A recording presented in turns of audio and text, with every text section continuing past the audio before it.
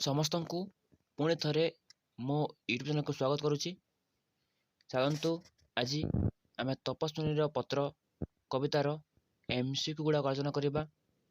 ତପସ୍ୱିନୀର ପତ୍ର କବିତାର ଲେଖକ ହେଉଛନ୍ତି ଗଙ୍ଗାଧର ମେହେର। ଚାଲନ୍ତୁ MCQ ସମ୍ପର୍କ ଆଲୋଚନା କରିବା। ଏହା ପୂର୍ବରୁ ଯେଉଁମାନେ ଯଦି ଏହି ଚ୍ୟାନେଲରେ ନୂଆ କରି ଆସିଥିବେ ସେମାନେ ଚ୍ୟାନେଲଟାକୁ ସବସ୍କ୍ରାଇବ୍ କରିନେବେ। ପ୍ରଥମ ପ୍ରଶ୍ନ ହେଉଛି, ତପସ୍ୱିନୀର ପତ୍ର କବିତାଟି କେଉଁ ଗ୍ରନ୍ଥରୁ ଆସିଅଛି? ଅର୍ଥାତ୍ ଗଙ୍ଗାଧର ମେହେର ତପସ୍ୱିନୀର ପତ୍ର କବିତା ରଚନା କରିଛନ୍ତି, ସେ କବିତା ତାଙ୍କର କେଉଁ ଗ୍ରନ୍ଥରୁ ଆସିଅଛି? ଅପସନ୍ରେ ଅଛି ତପସ୍ୱିନୀ, ପଦ୍ମିନୀ, ଇନ୍ଦୁମତୀ, ଉତ୍କଳ ଲକ୍ଷ୍ମୀ। ଏହାର ସଠିକ୍ ଉତ୍ତର ହେବ ତପସ୍ୱିନୀ। ପରବର୍ତ୍ତୀ ପ୍ରଶ୍ନ ଅଛି, ନବବାମା ବୋଲି କବି କାହାକୁ କହିଛନ୍ତି? ନବବାମା ବୋଲି କବି କାହାକୁ କହିଛନ୍ତି? ଅପସନ୍ ଅଛି ସୀତା, ରାଧା, ନବବିବାହିତା ଦ୍ୱିତୀୟା ପତ୍ନୀ, ରୁକ୍ମଣୀ। ତ ଏହାର ସଠିକ୍ ଉତ୍ତର ହେବ ନବବିବାହିତା ଦ୍ୱିତୀୟା ପତ୍ନୀକୁ କବି ନବବାମା ବୋଲି କହିଛନ୍ତି।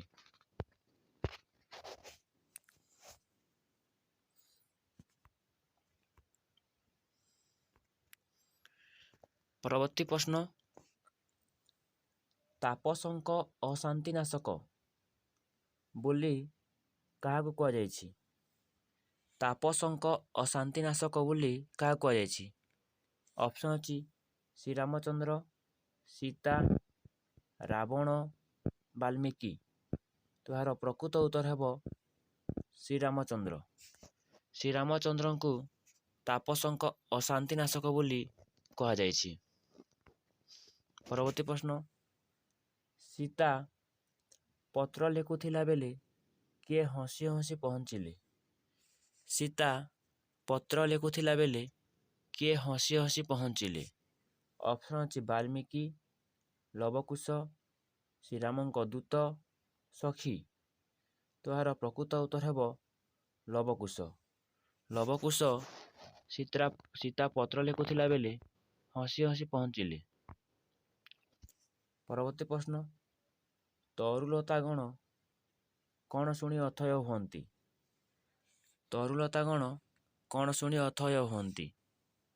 ସୀତାଙ୍କ କ୍ରନ୍ଦନ, ଲବକୁଶଙ୍କ ରାମାୟଣ ଗାନ, ଓଁକାର ଧ୍ୱନି, ବେଦ ଧ୍ୱନି। ତ ଏହାର ପ୍ରକୃତ ଉତ୍ତର ହେବ ଲବକୁଶଙ୍କ ରାମାୟଣ ଗାନ। ଲବକୁଶଙ୍କ ରାମାୟଣ ଗାନ ଶୁଣି ତରୁଲତାଗଣ ଅଥୟ ହୁଅନ୍ତି। ପରବର୍ତ୍ତୀ ପ୍ରଶ୍ନ, ତପସ୍ୱିନୀ କିଏ? ପରବର୍ତ୍ତୀ ପ୍ରଶ୍ନ, ତପସ୍ୱିନୀ କିଏ? ସୀତା, ଶ୍ରୀରାମଚନ୍ଦ୍ର, ବାଲ୍ମୀକି, ନବବାମା। ତ ଏହାର ପ୍ରକୃତ ଉତ୍ତର ହେବ ସୀତା।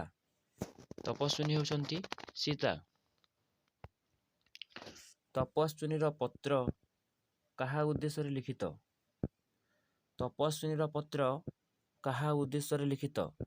ଅପସନ୍ରେ ଅଛି ଶ୍ରୀରାମଚନ୍ଦ୍ର, ଲବକୁଶ, ସୀତା, ବାଲ୍ମୀକି। ତ ଏହାର ପ୍ରକୃତ ଉତ୍ତର ହେବ ଶ୍ରୀରାମଚନ୍ଦ୍ର। ତପସ୍ୱିନୀର ପତ୍ର ଶ୍ରୀରାମଚନ୍ଦ୍ରଙ୍କ ଉଦ୍ଦେଶ୍ୟରେ ଲିଖିତ। ଶରଣବତ୍ସଳ ବୋଲି କାହାକୁ କହିଛନ୍ତି? ଶରଣବତ୍ସଳ ବୋଲି କବି କାହାକୁ କହିଛନ୍ତି? ତ ଏହାର ଅପସନ୍ ଅଛି ଶ୍ରୀରାମ, ସୀତା, ଲବକୁଶ, ବାଲ୍ମୀକି। ତ ଏହାର ପ୍ରକୃତ ଉତ୍ତର ହେବ ଶ୍ରୀରାମଚନ୍ଦ୍ର। ପ୍ରଭୁ ଶ୍ରୀରାମଚନ୍ଦ୍ରଙ୍କୁ କବି ଶରଣବତ୍ସଳ ବୋଲି କହିଛନ୍ତି। ପରବର୍ତ୍ତୀ ପ୍ରଶ୍ନ, ଦୁଃଖଗିରିର ବଜ୍ର କିଏ? ଦୁଃଖଗିରିର ବଜ୍ର କିଏ? ଅପସନ୍ ଅଛି ଶ୍ରୀରାମ, ସୀତା, ନବବାମା, ଲବକୁଶ। ତ ଏହାର ପ୍ରକୃତ ଉତ୍ତର ହେବ ଶ୍ରୀରାମଚନ୍ଦ୍ର। ଦୁଃଖଗିରିର ବଜ୍ର ହେଉଛନ୍ତି ଶ୍ରୀରାମଚନ୍ଦ୍ର। ପରବର୍ତ୍ତୀ ପ୍ରଶ୍ନ, କିଏ ମୁଗ୍ଧ ହେବ ବୋଲି ସୀତା ଭାବିଛନ୍ତି? କିଏ ମୁଗ୍ଧ ହେବ ବୋଲି ସୀତା ଭାବିଛନ୍ତି? ଅପସନରେ ଅଛି ଶ୍ରୀରାମ, ନବଭାମା, ବାଲ୍ମୀକି, ଲବକୁଶ। କିଏ ମୁଗ୍ଧ ହେବ ବୋଲି ସୀତା ଭାବିଛନ୍ତି? ନା ଏହାର ପ୍ରକୃତ ଉତ୍ତର ହେବ ନବଭାମା। ନବଭାମା ମୁଗ୍ଧ ହେବ ବୋଲି ସୀତା ଭାବିଛନ୍ତି।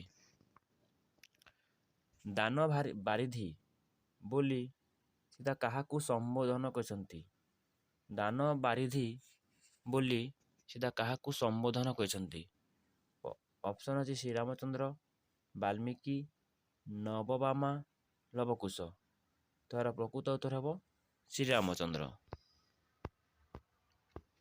ପରବର୍ତ୍ତୀ ପ୍ରଶ୍ନ, ରାଜରାଜେଶ୍ୱର କିଏ?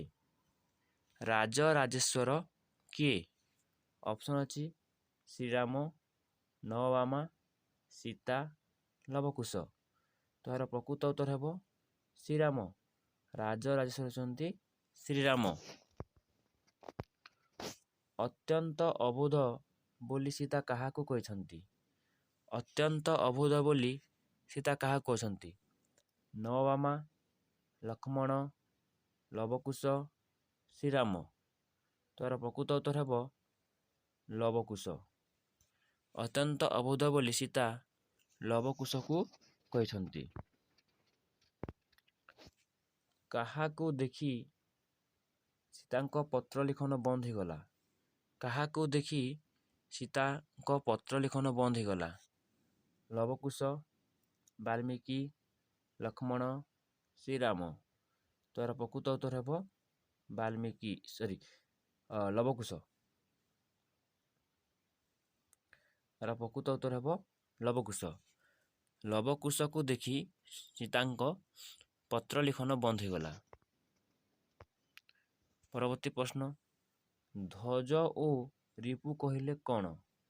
ଧ୍ୱଜ ଓ ରିପୁ କହିଲେ କ'ଣ? ଅପସନ୍ ଅଛି ପତାକା ଓ ଶତ୍ରୁ, ସୂର୍ଯ୍ୟ ଓ ଚନ୍ଦ୍ର, ଶତ୍ରୁ ଓ ମିତ୍ର, ପତାକା ଓ ମିତ୍ର। ତ ଏହାର ପ୍ରକୃତ ଉତ୍ତର ହେବ ପତାକା ଓ ଶତ୍ରୁ। ତ ଏଇଟା ଥିଲା ତପସ୍ୱିନୀର ପତ୍ରର କବିତାର ତାର MCQ ଗୁଡ଼ାକ। ପରବର୍ତ୍ତୀ ସମୟରେ ଅନ୍ୟାନ୍ୟ ପ୍ରଶ୍ନ ସମ୍ପର୍କ ଆଲୋଚନା କରିବା। ଆଜି ପାଇଁ ଏତିକି ଥାଉ। ଧନ୍ୟବାଦ।